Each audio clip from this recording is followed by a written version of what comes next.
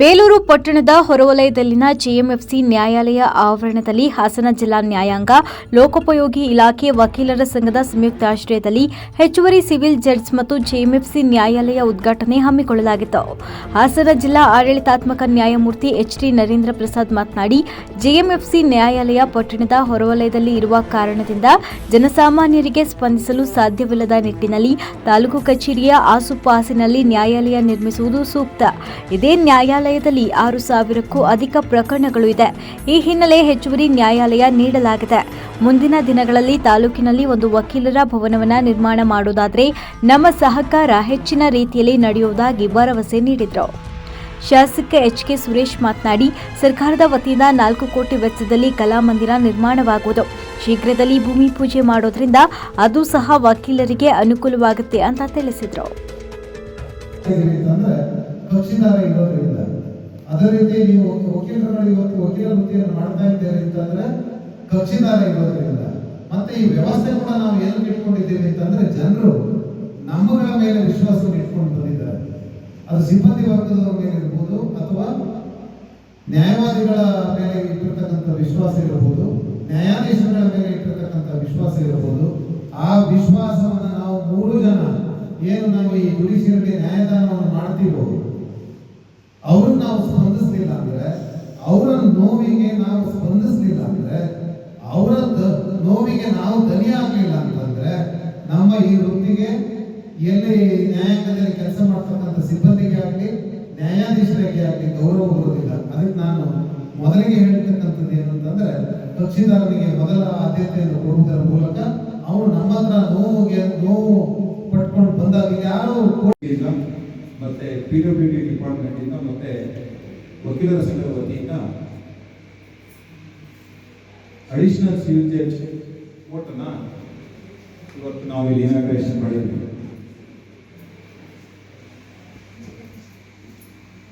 ಬೇಲೂರಿನಲ್ಲಿ litigations ಸ್ವಲ್ಪ ಜಾಸ್ತಿ ಇದೆ, ಪೆಂಡೆನ್ಸಿ ಆಫ್ ಕೇಸಸ್ ಜಾಸ್ತಿ ಇದೆ. ಇನ್ನೊಂದು ಅಡಿಷನಲ್ ಕೋರ್ಟ್ ಅವಶ್ಯಕತೆ ಇದೆ ಅಂತ ಹೇಳ್ಬಿಟ್ಟು ನಿಮ್ಮ ವಕೀಲರು ಅಧ್ಯಕ್ಷರ ಕಡೆಯಿಂದನು ಅದಕ್ಕಿಂತ ಜೊತೆ ಖಚಿತವಾಗಿ ನನ್ನ ಬ್ರದರ್ ಜಸ್ಟಿಸ್ ಸಂದೇಶ್ ಅವರು ಹೇಳ್ತಾ ಇದ್ದಾರೆ. ಯಾಕೆಂತಂದರೆ ಅವರು ಈ ಭಾಗದಲ್ಲಿ ಲೋಕಲ್ ಬಂದಿರೋದಕ್ಕೆ ಅವರಿಗೆ ಸ್ವಲ್ಪ ಗೊತ್ತಿದ್ದೀವಿ. ಆ ಪ್ರಯುಕ್ತ ನಿಮಗೆ ಈಗ ಅಡಿಷನಲ್ ಕೋರ್ಟ್ನ ಸ್ಯಾಂಕ್ಷನ್ ಆಗಿದೆ. ಜೊತೆಗೆ ಕೂಡ ನಾವು ಆಫೀಸರ್ನು ಕೂಡ ಪೋಸ್ಟ್ ಮಾಡಿದ್ವಿ. ಈಗ ಜವಾಬ್ದಾರಿ ವಕೀಲರ ಮೇಲೆ ಇದೆ.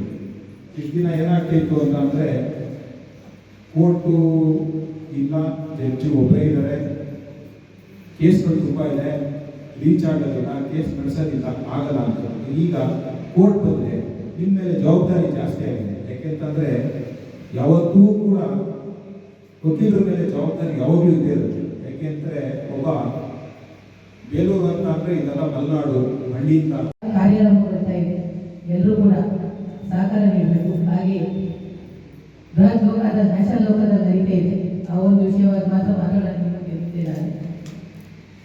12/7/2025 ಬೇಲೂರಿನಲ್ಲಿ ಹೆಚ್ಚಿನ ಸಂಖ್ಯೆಯಲ್ಲಿ ಪ್ರತಿ ವರ್ಷ ರಾಜಮನೆ ಸಂಧಾನ ಮೂಲಕ ಆಗ್ತಾ ಇದೆ.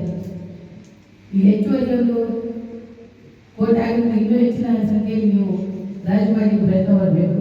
ಇನ್ನೊಂದು ವಿಷಯ ಏನಂತ ಹೇಳಿದರೆ, ಆಡಿಯೋ ಬೆಸ ಸಂಖ್ಯೆಯಲ್ಲಿ ನಾವು ಕೋರ್ಟ್ಗೆ ಇದನ್ನು ಮಾಡಿದ್ವಿ, ಎಡಿಷನ್ ಇದಕ್ಕೆ ಅಲೋಕೇಟ್ ಮಾಡಿದ್ವಿ. ಆ ದಿನಾಂಕದಲ್ಲಿ ಏನು ಈಗ ಕಾರ್ಯನಿರ್ವಹಿಸುವ ನ್ಯಾಯಾಧೀಶರು ಏನು ಡೇಟ್ ಕೊಟ್ಟಿದ್ದಾರೆ, ಆ ದಿನಾಂಕದಲ್ಲಿ ನೀವೆಲ್ಲರೂ ಹಾಜರಾಗಬೇಕು. ನಿಮ್ಗೆ ಯಾರಿಗೂ ನೋಟಿಸ್ ಬರಲ್ಲ. ನೋಟಿಸ್ ಬಂದು ಇನ್ನೂ ತುಂಬ ಟೈಮ್ ಆಗುತ್ತೆ. ಸೊ ಹಾಗಾಗಿ ಎಲ್ಲರೂ ಕೂಡ ಕಕ್ಷಿಗಾರರಿಗೆ ತಿಳಿಸಬೇಕು. ನೀವು ವಕೀಲರು ಕೂಡ ಹಾಜರಾಗಿ ಆ ಪ್ರಕಾರ ಮುಂದುವರಿಯುವಂತೆ ಸಹಕಾರ ನೀಡಿದರೆ ಹಳೆಯ ಪ್ರಕಾರಗಳನ್ನು ನಡೆಸಿಕೊಂಡು ಹೋಗಲಿಕ್ಕೆ ಸಹಾಯ ಆಗ್ತದೆ. ಯಾಕಂದರೆ ಇಡೀ ಜಿಲ್ಲೆಯಲ್ಲಿ 92,000 ಸಿಲ್ಲರ್ ಕೇಸಿದೆ ನಮ್ಮಲ್ಲಿ. ವಕೀಲ ಸಹಕಾರ ಇದೆಲ್ಲವನ್ನು ನಾವು ಚೊಕ್ಕವಾಗಿ ನಿರ್ವಹಿಸಬಹುದು. ಎಲ್ಲರೂ ಕೂಡ ಸಹಕಾರ ಕೊಡಿ ಅಂತ ಹೇಳ್ತಾ ಇಲ್ಲಿ ಒಂದು ವಕೀಲರ ಬಗ್ಗೆ ಬೇಲೂರಿನ ಏನು ಕೇಸ್ಗಳಿದೆ ಅದರ ಬಗ್ಗೆ ತುಂಬ ಕಾಳಜಿಯನ್ನು ವಹಿಸಿದ್ರೆ ಇನ್ನೊಂದು ಇದಿದೆ, ಇನ್ನೊಂದು ಕೋರ್ಟ್ ಆಗಬೇಕು ಅಂತಕ್ಕಂಥದ್ದು ಎಲ್ಲರ ಅಭಿಪ್ರಾಯ ಇದೆ. ಖಂಡಿತವಾಗ್ಲೂ ಈ ಸರ್ಕಾರದಿಂದ ಮಾಡಿಸ್ಕೊಳ್ತಕ್ಕಂಥ ಕೆಲಸ ನಾವು ಮಾಡ್ತೀವಿ. ತಾವು ಅದನ್ನು ಆರ್ಡರ್ ಮಾಡಿ ಕಳಿಸ್ಬೇಕು ಅಂತಕ್ಕಂಥದ್ದನ್ನು ಹೇಳ್ತಾ ಅದ್ರ ಜೊತೆಯಲ್ಲಿ ಇದು ದೂರ ಅಂತ ಅವತ್ತಿನ ದಿವಸ ಅನ್ನಿಸ್ತಾ ಇತ್ತು. ಇವತ್ತು ನ್ಯಾಷನಲ್ ಹೈವೇ 73 ನ್ಯಾಷನಲ್ ಹೈವೇ ಬರುತ್ತೆ. 1250 ಕೋಟಿನ ನಾವೇ ಮುತುವರ್ಜಿ ವಹಿಸಿ ಮಾಡಿಸಿದ್ದೀವಿ ಸರ್. ಅದು DPR ಸಹ ಆಗ್ತಾ ಇದೆ. ಅನೇಕರು ಕೋರ್ಟ್ ಹೋಗುತ್ತೇನೋ ಅಂತಕ್ಕಂಥದ್ದಿದೆ. ಖಂಡಿತವಾಗ್ಲೂ ಕೋರ್ಟಿಗೆ ಹೋಗಲ್ಲ, ಅದ್ರ ಬಗ್ಗೆ ಆತಂಕ ಬೇಡ. ಆದರೆ ಕೋರ್ಟಿಗೆ ಅಂತಕ್ಕಂಥ ಇವತ್ತು ಏನು ತಗೊಂಡಕ್ಕೆ ನೀವು ಅದನ್ನ ಗ್ರ್ಯಾಂಡ್ ಮಾಡಿಸ್ಕೊಂಡು ಬಲವಂತಿ ಅಂತ ಹೇಳಿ ನಮ್ಮನ್ನ ಖುಷಿ ಮಾಡಿದಂಥ ಸಂದರ್ಭದಲ್ಲಿ ನಾವು ಫಸ್ಟ್ ಹೋಗಿ ಮೀಟ್ ಮಾಡಿದ್ದೆ. ನಮ್ಮ ADM ಅವ್ರನ್ನ ಮೀಟ್ ಮಾಡಿ ಅದನ್ನ ನಾನು ಹೇಳ್ತೀನಿ ಮಾತಾಡ್ತೀನಿ ಅಂತ ಸಂದರ್ಭದಲ್ಲಿ ನಮ್ಮ ADM ಸಾಹೇಬರಾದಂಥ ನಾಗೇಂದ್ರ ಪ್ರಸಾದ್ ಸಾಹೇಬ್ ಅವರು ಮುತುವರ್ಜಿ ವಹಿಸಿ ನಾವು ಮೀಟ್ ಮಾಡಿದ ತಕ್ಷಣ ನಾನು ಖಂಡಿತ ಮಾಡ್ಕೊಡ್ತೀನಿ. ನೀವೆಲ್ಲ ತೊಂದರೆ ಆಗ್ತದೆ, ಲಿಟಿಗೇಟ್ಸಿಗೆ ತೊಂದರೆ ಆಗ್ತದೆ ಅನ್ನೋ ಒಂದು ಮಾತನ್ನ ಹೇಳಿ ಅವಾಗಲೇ ರಿಜಿಸ್ಟ್ರಾರ್ ಅವ್ರನ್ನ ಕರೆಸಿ ಫೈಲ್ನ ಮೂವ್ ಮಾಡಿಸಿದ್ದಾರೆ. ಅದೇ ರೀತಿ ಉಚ್ಚ ನ್ಯಾಯಾಲಯದಿಂದ ಮೂವ್ ಮಾಡಿದ್ರು ಫೈಲು. ಮೂವ್ ಮಾಡಿದಂಥ ಸಂದರ್ಭದಲ್ಲಿ ಅಲ್ಲಿ ಒಂದು ಮಾತುಗಳು ಕೇಳುವಂತು. ಆಗ ಸತಾಯ ಸಾಹೇಬರನ್ನ ನಾವು ಮೀಟ್ ಮಾಡಿ